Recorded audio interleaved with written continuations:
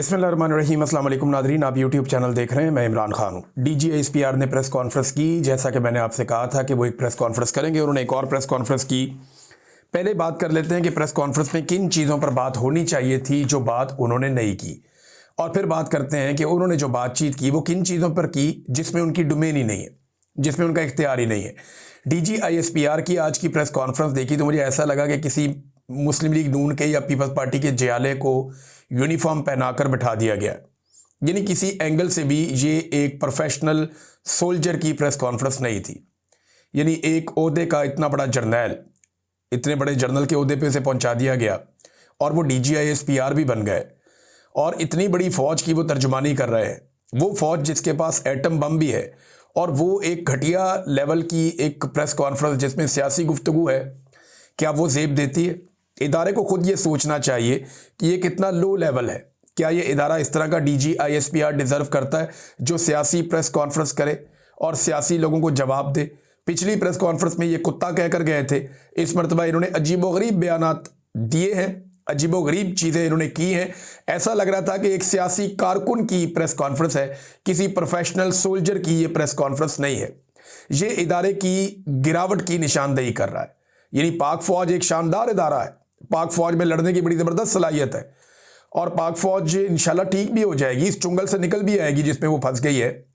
लेकिन जिन लोगों ने फंसाई है वो इस फौज का इमेज क्या बना रहे हैं। कितनी घटिया प्रेस कॉन्फ्रेंस की गई और एक सियासी प्रेस कॉन्फ्रेंस की गई। आज एक मरतबा फिर DGISPR ने अपने हलफ की खिलाफ वर्जी की है, बज़ाहिर तो ये साफ नजर आ रहा है। अब जिन चीज़ों पर बात होनी चाहिए थी उन पर बात नहीं हुई। नंबर एक, इस्तिस्ना के ऊपर इस 3 घंटे से ज़्यादा की प्रेस कॉन्फ्रेंस में किसी ने सवाल नहीं किया। यानी कोई तो होता जो वहां पूछता कि इस्तिस्ना क्यों लिया रे, कोई तो पूछता कि जनाब इस्तिस्ना की आईनी शरई इस्लामी हैसियत क्या है। उलमा इकराम कह रहे हैं कि जनाब इस्तिस्ना गलत है, गैर आईनी है, कुरान पाक की तालीमात के खिलाफ है। किसी ने यह सवाल ही नहीं किया। किसी ने, मैंने 2-3 लोगों से पूछा ये सवाल हुआ, उन्होंने कहा नहीं ये सवाल ही नहीं हुआ। तो इस्तिस्ना के ऊपर किसी किस्म की कोई बात नहीं की गई। पाक फौज के तर्जुमान से यह जरूर पूछा जाना चाहिए था। भारत ने पाकिस्तान का पानी रोका हुआ है और पाकिस्तान के किसानों को शदीद मुश्किलात का सामना है। पाकिस्तानी किसान पहले ही पानी की किल्लत का शिकार रहते हैं। भारत ने पहले भी हमारा बहुत पानी रोक रखा है। सिंतास माहदे के तहत हमने 3 दरिया अयूब खान के दौर में भारत को दे दिए थे, और बाकी जो 3 दरिया बचे हैं इधर पंजाब में इस तरफ, उन 3 दरियाओं के पानी के ऊपर भी भारत बार बार रुकावट डाल रहा है। और अब हमारा पानी रोका हुआ है, ये पानी कैसे छुड़वाना है इस पर कोई बात नहीं हुई। कश्मीर के अंदर जो जुल्म और सितम हो रहा है, कश्मीर को आज़ाद कैसे करवाना है, इसके ऊपर किसी किस्म की कोई बातचीत नहीं हुई। फौज गजा में जाएगी, अगर जाएगी तो वहां क्या करेगी, और जो ये अर्जी पाकिस्तान की जानिब से दी गई, ये क्यों दी गई? क्योंकि देखिए फील्ड मार्शल आसिम मुनीर ने मुलाकात की थी डोनाल्ड ट्रंप से, और डोनाल्ड ट्रंप को जो अर्जी दी गई है वो शहबाज शरीफ ने तो देनी नहीं थी। तो पाक फौज के तर्जुमान से ये बात जरूर पूछी जानी चाहिए थी कि अमेरिका को ये अर्जी क्यों दी गई कि हम अपनी फौज गजा में भेजना चाहते हैं, और वो फौज वहां पे हमास को जाकर गैर मुसल्ला करेगी और इसराइली सरहदों का तहफ़्फ़ुज़ करेगी। यही ड्यूटी डोनाल्ड ट्रंप ने बताई है ना। इस पे कोई सवाल नहीं हुआ, ना उन्होंने इस पे कोई बात की।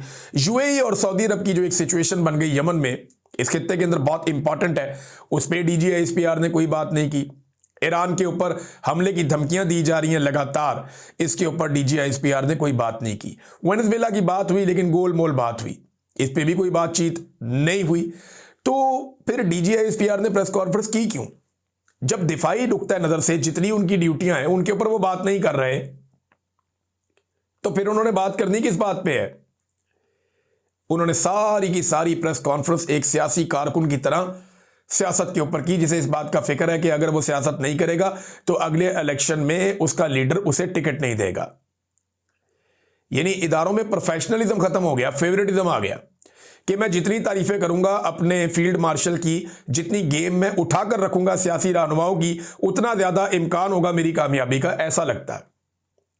तो DGISPR की इंतहाई नॉन प्रोफेशनल एक प्रेस कॉन्फ्रेंस थी, 3 घंटे तक जारी रही। बहुत अजीबोगरीब बातें उन्होंने की। इसमें कुछ चीज़ें मैं आपके साथ शेयर करता हूँ। एक तो उन्होंने सीधा सीधा इल्ज़ाम लगा दिया कि दहशतगर्द जो है वो PTI पे हमला क्यों नहीं करते। ये सवाल है या गिला है दहशतगर्दों से? ये तो ऐसा लगता है कि दहशतगर्दों को लाने वाले, दहशतगर्दों को बनाने वाले दहशतगर्दों को पालने वाले, दहशतगर्दों को सिखाने वाले, वो उनसे गिला कर रहे हैं कि आप पीटीआई को क्यों नहीं मार रहे, आप पीटीआई को क्यों नहीं मार रहे। ये उनसे ऐसा लगता है गिला है। दूसरी जानिब ये है जो वो कहना चाह रहे थे कि एक्चुअली पीटीआई क्योंकि दहशतगर्दों की सहूलतकार है, वो उनके साथ मिली हुई है, लिहाजा इसलिए दहशतगर्द पीटीआई को नहीं मारते। दूसरी जानिब ये एक एंगल इसको देने की कोशिश की गई है।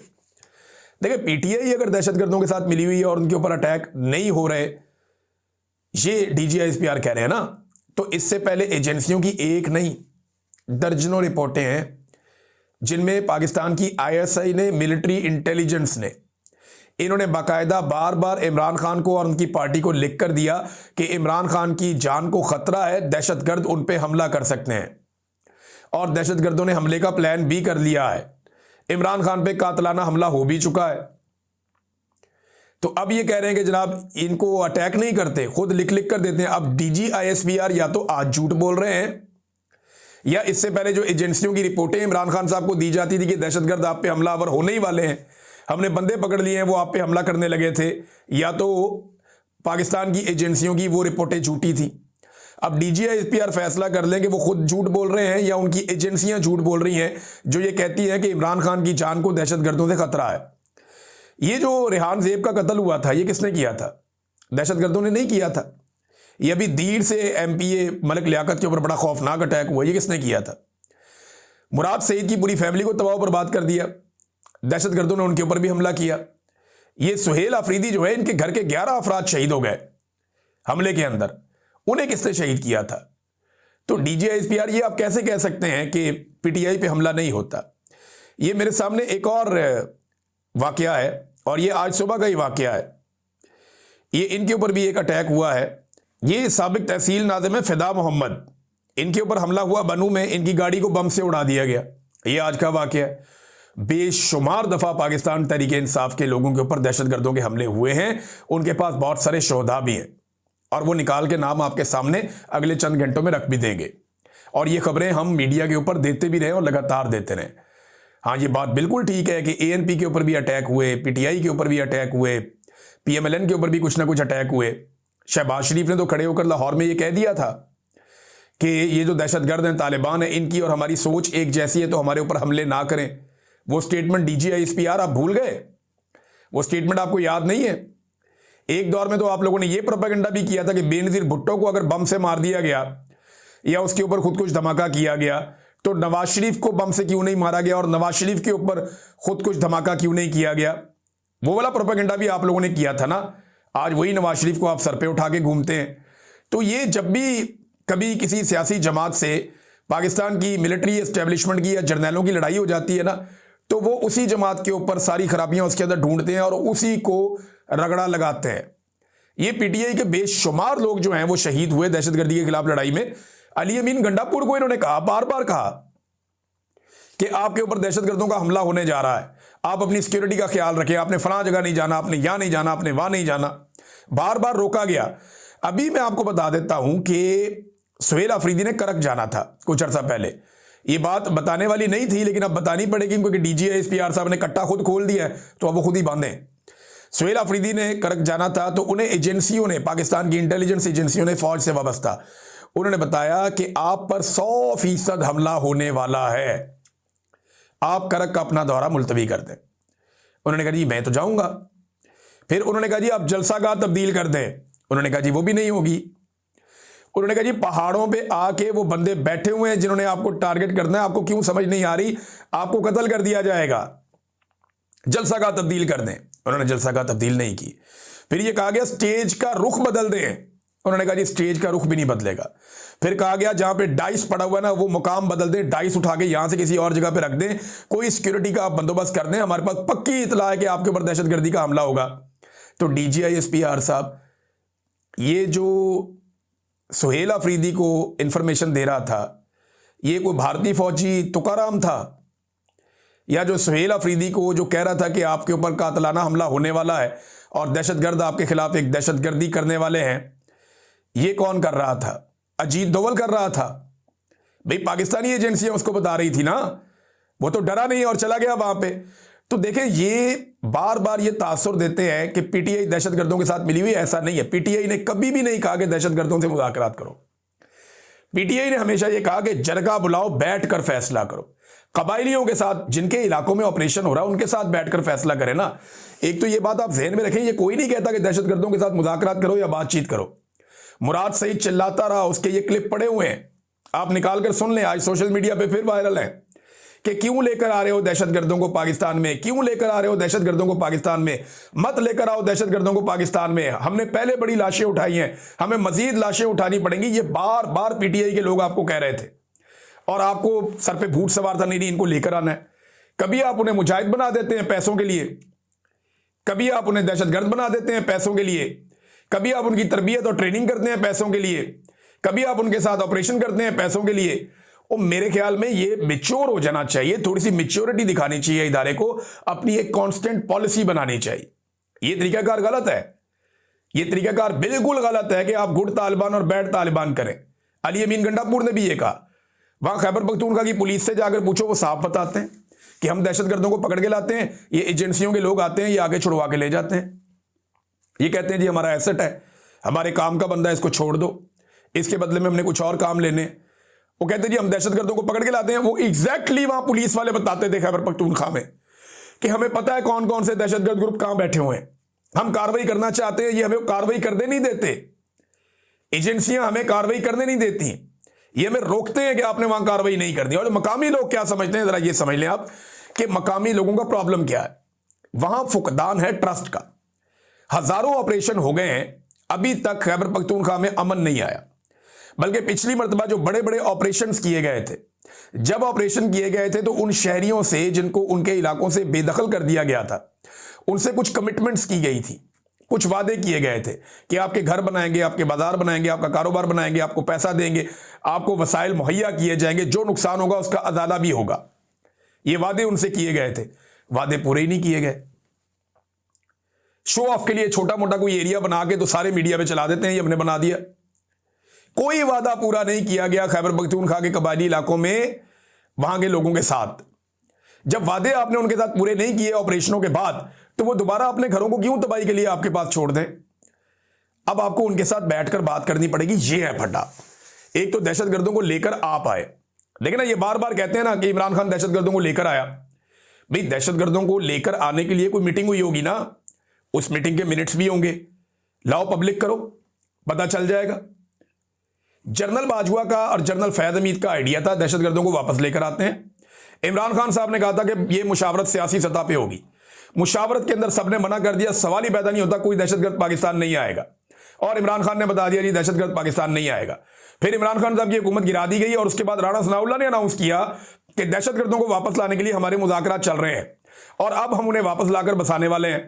ये मुज़ाकरात राणा सनाउल्लाह ने अनाउंस किए और उसके बाद जो मीटिंग्स हुई उनमें तय हुआ और फिर दहशतगर्दों की पाकिस्तान में आमद शुरू हो गई, जिसका खुबियादा आज तक पाकिस्तान तहरीक इंसाफ भी भुगत रही है, खैबर पख्तूनख्वा के अवाम भी भुगत रहे हैं और पाकिस्तान भी भुगत रहा है। और ये चाहते हैं एक और ऑपरेशन करना क्योंकि ऑपरेशनों में पैसा है। देखिए ना, फौज का कारोबार लड़ाई है ना, फौज ने लड़ाई करनी है, जब तक वो लड़ते रहेंगे पैसा आता रहेगा। तो वो ऑपरेशन करना चाहते हैं, पाकिस्तान को पुरअमन रहने दें, फॉर गॉड सेक थोड़े मैच्योर हो जाए। वो आपको ये नहीं कहते कि आप दहशतगर्दों से जाके बात करें, दहशतगर्दों को मारना ही पड़ेगा, लेकिन आप मकामी लोगों से तो बैठ के बात करें जिनके साथ आपने वादा खिलाफियां की हैं।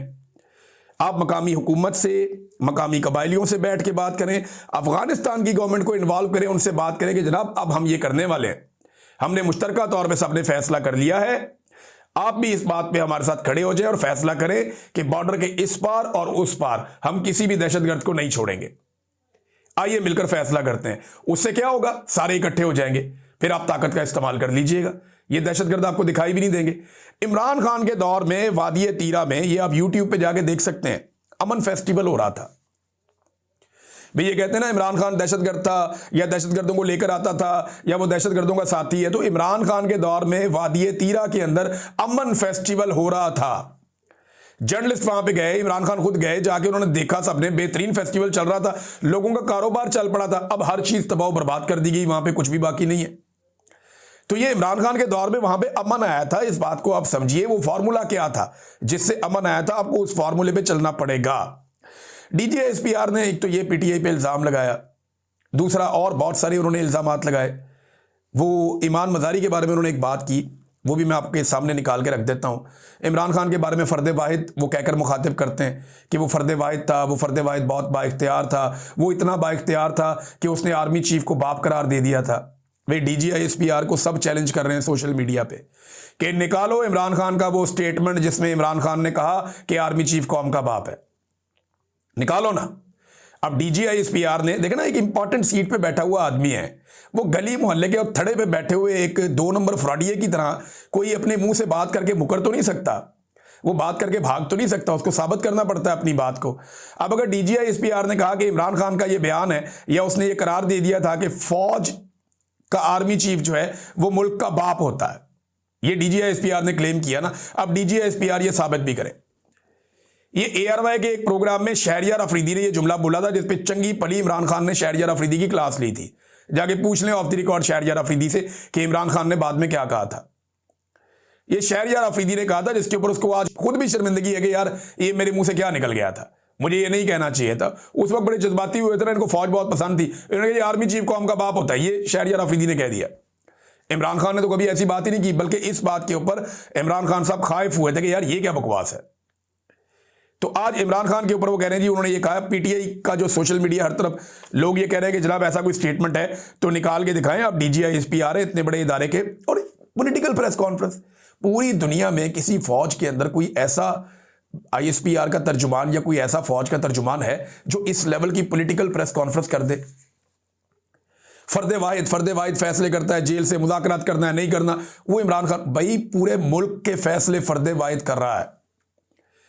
अपोजिशन लीडर नहीं लगा पा रहा याद सादिक, वो लगाना चाहता है, उसने जाके क्या बताया अपनी क़यादत को कि भाई मैं नहीं लगा सकता, NOC आसिम मुनीर साहब ने देना है। पूरा मुल्क आसिम मुनीर साहब लगा रहे हैं, चला रहे हैं, बना रहे हैं, बढ़ा रहे हैं, और जो बेड़ा गर्क हो रहा है वो भी उन्हीं के खातों में जाएगा। तो ये एक सियासी प्रेस कॉन्फ्रेंस थी पूरी तरह से। इसमें DGISPR ने ईमान मज़ारी साहबा के बारे में उन्हें बारीक वारदातिया करार दे दिया और कहा कि ये ईमान मज़ारी खुद को ह्यूमन राइट्स एक्टिविस्ट कहती है, और जनाब फिर आगे वो कहती है एक प्रोफेसर उस्मान काजी की दहशतगर्दी पर सोशल मीडिया पर बयानियाँ बनाया, इन सब की डोरियाँ बाहर से चल रही हैं। यानी बाहर से डोरियाँ चल रही हैं, फॉर गॉड सेक यार, यानी जो बंदा उठता है वो बाहर से डोरियाँ चल रही हैं, और बाहर से डोरियाँ उनकी चल रही है जिन्होंने कश्मीर पे अपनी पॉलिसी बदल ली। बाहर से डोरियाँ उनकी चल रही हैं जिन्होंने एक साइफर के ऊपर रजीम चेंज ऑपरेशन कर दिया। बाहर से डोरियां उनकी चल रही हैं जो गजा के बारे में अपनी पॉलिसी बदलकर वहां पे फौज भिजवाने की अर्जी डाल देते हैं। बाहर से डोरियां उनकी चल रही हैं जो डोनाल्ड ट्रंप को नोबेल पीस प्राइज के लिए नामजद करते हैं।